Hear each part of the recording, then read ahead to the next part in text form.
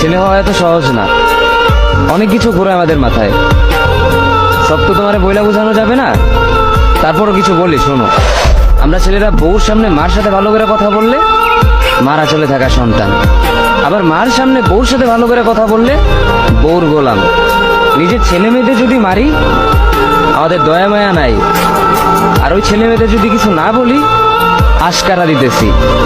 নিজের বউরে দিয়া যদি জব করাই সেই ক্ষেত্রে আমি বউর কামাই খাই, আর যদি বউরে দিয়া জব না করাই আমি সন্দেহ করি।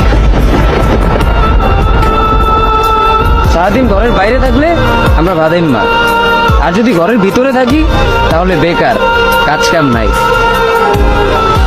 আর এই তোমাদের মেয়েদের গায়ে যদি আমরা ভুলেও টাচ করি না আমরা নির্যাতক, আর যদি তোমরা মেয়েরা আমাদের গায়ে হাত তুলো আমরা কাপুরুষ।